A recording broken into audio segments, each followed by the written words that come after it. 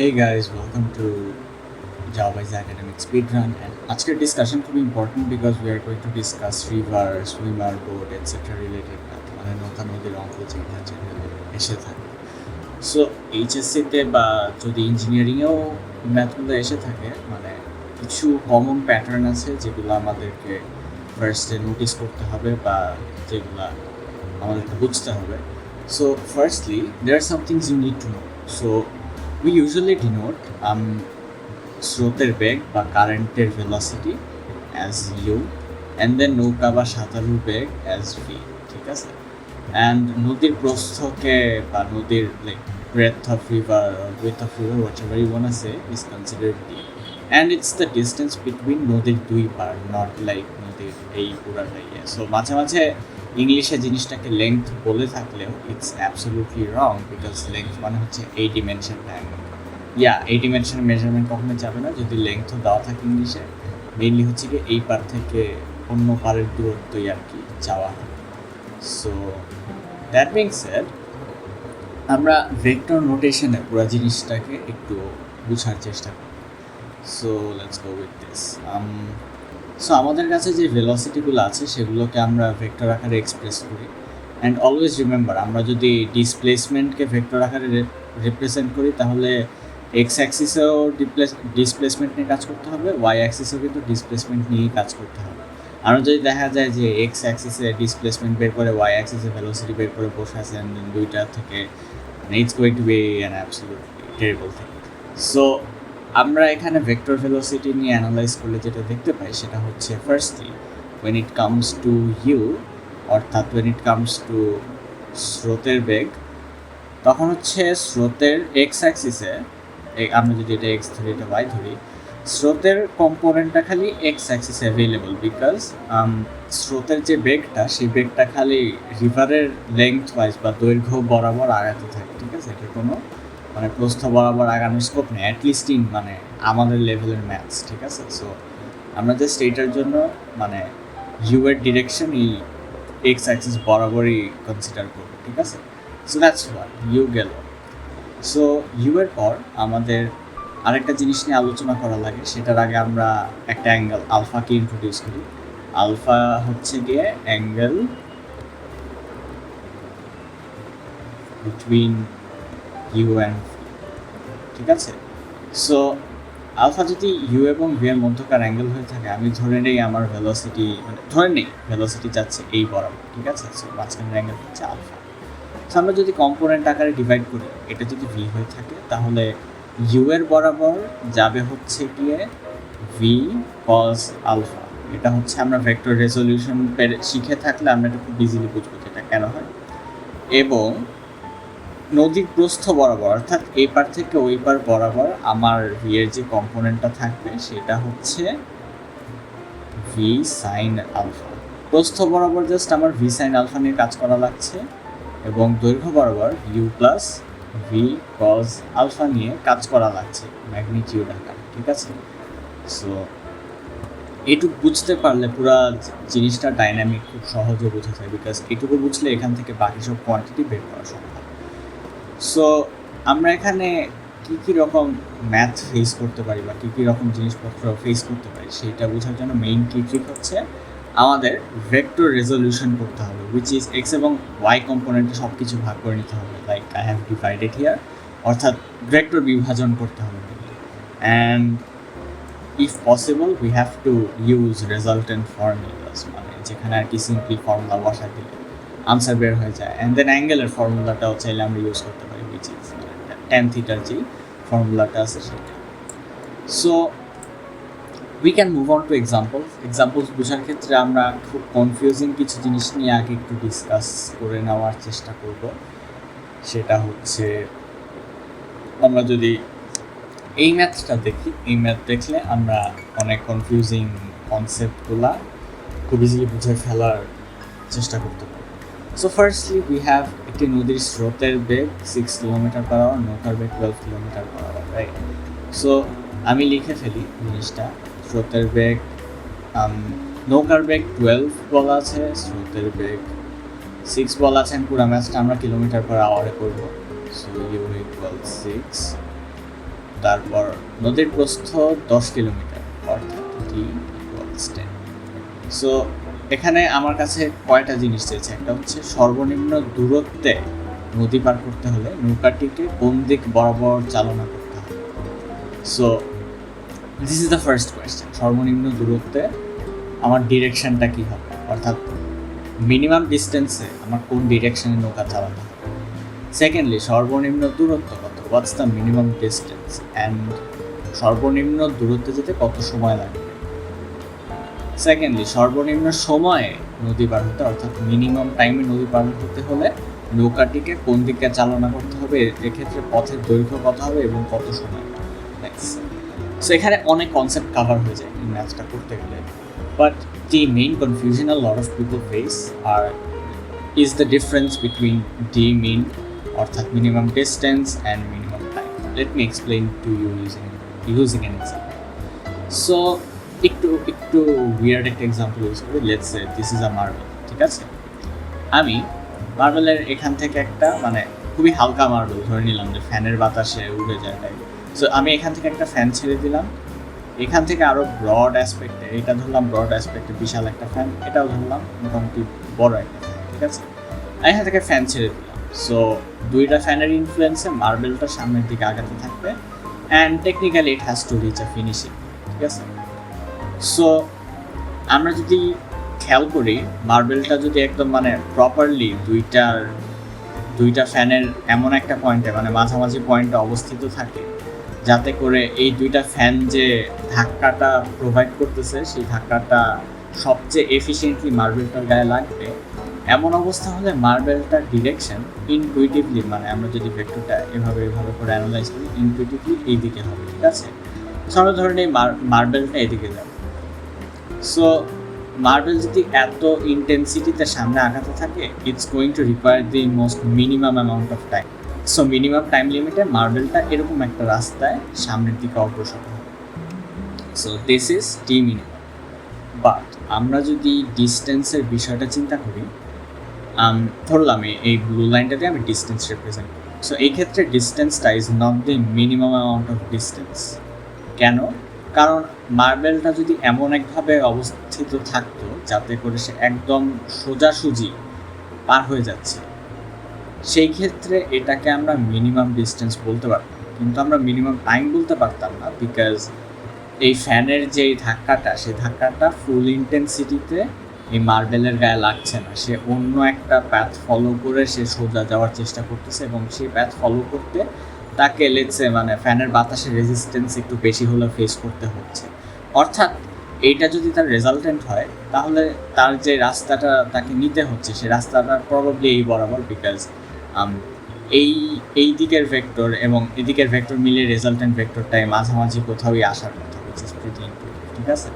So এই জন্যই you should never confuse minimum distance বা সর্বনিম্ন দূরত্ব উইথ মিনিমাম টাইম বা সর্বনিম্ন সময়, বিকজ দুইটা অ্যাবসলিউটলি আলাদা জিনিস। যখন দুইটা ভেক্টর একসাথে কাজ করছে, যখন একটা ভেক্টর কাজ করতে হচ্ছে একটা জায়গায় পুল দিচ্ছে অ্যান্ড সোজা যাওয়ার অবস্থা এখানে গিয়ে, অ্যান্ড সোজা যাওয়া নিয়ে কথা হচ্ছে and you have to reach here, সেই ক্ষেত্রে probably minimum distance minimum time same জিনিস হতো। বাট এখানে যেহেতু সেকেন্ড একটা এক্সটার্নাল ইনফ্লুয়েন্স আছে, এখানে পুরো গেমটা আর কি পাল্টে যায়। So let us not be confused about this. So সর্বনিম্ন দূরত্বের জন্য আমার যে হিসাবটা করতে হবে, ফার্স্টলি ইন কেস অফ সর্বনিম্ন দূরত্ব আমাদেরকে ধরে রাখতে হবে যে u plus v cos alpha is going to be 0, because in order to reach সর্বনিম্ন দূরত্ব আমার হরাইজন্টাল যে কম্পোনেন্ট আছে সেই কম্পোনেন্টটার ভ্যালু 0 হতে হবে। এবং আমরা যদি এখান থেকে অ্যাঙ্গেলের ভ্যালুটা বের করতে চাই, আমাদের কাছে যেহেতু প্রথমে দিক চেয়েছে, দিক বের করতে গেলে alpha simply becomes cos inverse u divided by v, সামনে একটা নেগেটিভ সাইন। সো এইচএসসির ক্ষেত্রে আমাদেরকে এখান থেকে ডিডিউস করতে হবে, আমাদের বলতে হবে যে যেহেতু আমাদের মিনিমাম ডিস্টেন্সের কথা বলা হয়েছে, হরাইজন্টাল কম্পোনেন্ট 0 হবে, এই জন্য u plus v cos alpha equal 0, তারপরে অ্যাঙ্গেল দেখাতে হবে, তারপরে ভ্যালু বসাতে হবে। But in case of engineering admissions or MCQs you could simply use this formula, and I'll make a separate video on MCQ shortcuts or mathematical shortcuts, যেটাতে আমরা answer বের করতে পারবো বা ভেরিফাই করতে পারবো। But for now let's use the longer path. So in this case it becomes cos inverse negative 6 divided by 12, it becomes negative half and the value is simply 120 degree. So 120 ডিগ্রিতে নৌকা চালনা শুরু করলে, মানে let's say this is 120 degree, 120 ডিগ্রিতে নৌকা চালনা শুরু করলে নৌকা সোজাসুজি মানে মিনিমাম ডিস্টেন্স একদম সোজা রাস্তায় পৌঁছায়। সো এইটার ডিরাইভেশন অ্যাকচুয়ালি আরও বড়, বিকজ আমি এটা আসলে দেখিয়ে দিই যে এটা কোত্থেকে আসছে, or else it creates A scope for confusion. So if we start from the root formula, which is tan theta equals v sin alpha,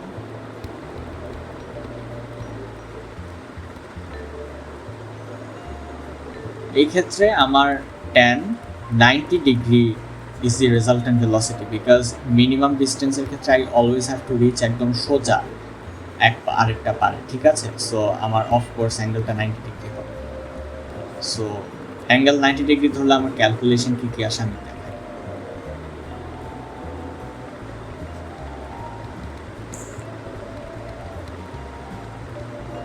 infinity আসলো, কনফিউজড হওয়ার কিছু নাই। আমার next line will be n divided by 0, because any number divided by 0 is technically infinity, and then we have this.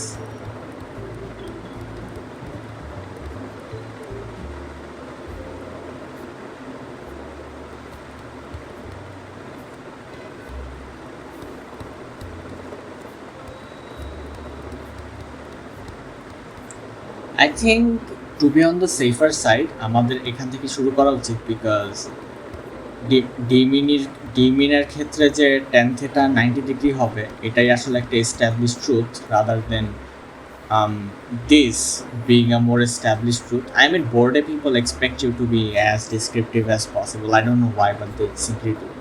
So সেই ক্ষেত্রে we can start from here, we can end up here, and then we can find out the angle right here. এভাবে, ঠিক আছে?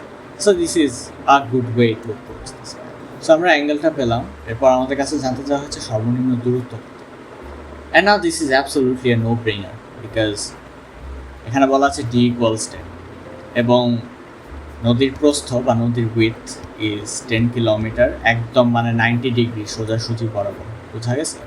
So এটা যদি নদী হয়ে থাকে এটা একদম সোজাসুজি বরাবর 10 কিলোমিটার, এবং এই 10 কিলোমিটার মাঝখানে অ্যাঙ্গেল যেহেতু 90 ডিগ্রি, দেয়ারফর আমরা এই যে মিনিমাম ডিস্টেন্স বের করলাম it's actually equal to t, ঠিক আছে? So therefore t min equals 10 kilometre. Okay, এরপর লাস্ট কোয়েশ্চেন, ইট আস্কস কত সময় লাগবে in case of d minimum.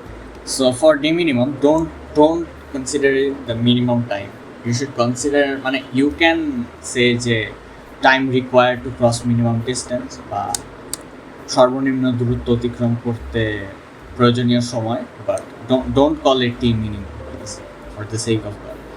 So t এর formula is basically going to be d divided by v sin alpha.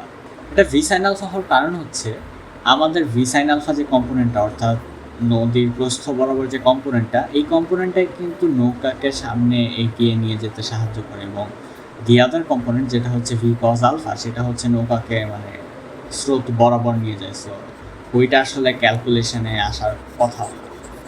Anyway, d divide by v sine alpha হলে we find d এর value বসিয়ে দিব 10, তারপরে হচ্ছে ভি সাইন আলফা অর্থাৎ v12 sign 120 degree. এরপর যা আনসার আসে সেটাই। সেকেন্ডলি আমাদের যেহেতু জায়গা শেষ, আমরা একটু okay. So second B number question asks সর্বনিম্ন সময় মিনিমাম টাইমে নদী পার হতে হলে নৌকাটিকে কোন দিকে চালনা করতে হবে। এক্ষেত্রে পথের দৈর্ঘ্য কত হবে, অর্থাৎ ডিস্টেন্স কত হবে এবং কত সময় লাগবে। সো আমরা আগের ম্যাথ থেকে যেটা পেয়েছি সেটা হচ্ছে required time equals t divided by v sine alpha. So minimum টাইমের ক্ষেত্রে আমাদের কি করতে হবে, আমাদের এখানে একটা জিনিস খেয়াল করতে হবে যে sine alpha is a multiple of v, তাই তো? So it's basically v into sine alpha. So এখানে সাইন আলফার ভ্যালুর রেঞ্জ হচ্ছে 0 থেকে লেটস সে 1-এ যেতে পারে, আবার 1 থেকে like it could be -1 is the minimum range, ঠিক আছে? সো এই ক্ষেত্রে আমার সাইন আলফার ভ্যালু যদি 1 হয়, it simply becomes d divided by v, which means this is the minimum possible value for the time that we are asking for, right? সেই ক্ষেত্রে সাইন আলফার ভ্যালু যেহেতু 1 হতে হবে, আমাদের টি মিনের formula is simply d divided by v, অর্থাৎ for this math it's 10 divided by 12, 5 divided by 6 hours. So there's another explanation for this. আমি মার্বেলের যে এক্সাম্পলটা দেখিয়েছিলাম সেখানে বলেছিলাম যে আমি যদি এখানে ফ্যান ছেড়ে রাখি, এমন একটা পয়েন্টে মার্বেলটাকে রাখতে হবে যাতে সে সবচেয়ে বেশি ইন্টেন্সিটি নিয়ে সামনে আগাতে পারে। কোন দিকে আগাবে ইট ডাজন্ট ম্যাটার, সে সামনে আগাবে। সো যদি একদম এই ফ্যানের মাঝ বরাবর এবং এই ফ্যানের মাঝ বরাবর থাকে, technically becomes a vector like this, and therefore the marble can move forward to, let's say, this direction, and it does move forward to this direction, ঠিক আছে? and সে কোন অ্যাঙ্গেলে আগাবে, it absolutely depends on এই ফ্যানের force কত, let's say n Newton দিয়ে ধাক্কা মারতেছে, এটা m নিউটন দিয়ে ধাক্কা মারতেছে, so the direction absolutely depends on ওই ফ্যানটা মার্বেলটাকে কত জোরে ধাক্কা মারছে। সিমিলারলি আমাদের স্টার্টিং পুশটা হবে হচ্ছে গিয়ে 90 ডিগ্রি বরাবর, মানে নিচে থেকে, অর্থাৎ বোটের যেই স্টার্টিং পয়েন্টটা থাকবে velocity, if it go straight, এটা হচ্ছে দুইটা ভেক্টর ভেলোসিটি মিলিয়ে রেজাল্টেন্টে কোনাকুনি আগালেও মিনিমাম টাইমে আগাতে পারবে, বিকজ এখানে দুইটা ভেক্টরের ফুল ইউটিলাইজেশন হচ্ছে, মানে একদম সোজাসুজি বরাবর ভেলোসিটি ভেক্টর কাজ করতে পারছে এবং একদম মানে ইস্ট বরাবর হচ্ছে আমাদের স্রোতের ভেক্টরটা কাজ করতে পারছে। অ্যাজ আ রেজাল্ট এখানে ইনটুইটিভ আন্ডারস্ট্যান্ডিং অনুযায়ী আলফার ভ্যালু অবশ্যই 90 ডিগ্রি হওয়া উচিত। সো আমি যদি এখানে ভি সাইন 90 বসাই, it technically becomes v into 1 and then it's d divided by v, so it makes sense both ways. অতএব আমরা যদি এখন রেজাল্টেন্ট ভেলোসিটি বের করতে চাই, তাহলে হচ্ছে আমাদের রেজাল্টেন্ট ভেলোসিটির ভ্যালু, যেহেতু এইটা মাঝখানের অ্যাঙ্গেলটা 90 degree, we can consider it a right angle triangle and directly put v square plus u square and কিছু একটা আসবে ভ্যালু, ঠিক আছে? সো এখান থেকে আমি ভিআর এর ভ্যালুটাকে ইউজ করে আমি আবার ডিস্টেন্সটা বের করবো, বিকজ আমার কাছে টি মিন আছে, আমার কাছে ভিআর আছে, এখান থেকে ডিস্টেন্স বের করার কোনো ব্যাপার না। এখন যদি minimum distance, minimum time related কোনো ম্যাথ আসে, you should not face any difficulties, but practicing is very important. যত প্র্যাকটিস করবা জিনিসগুলো ইনটুইটিভলি মাথার মধ্যে তত ড্রিল হয়ে যাবে, and you'll be more capable to deal with this problem.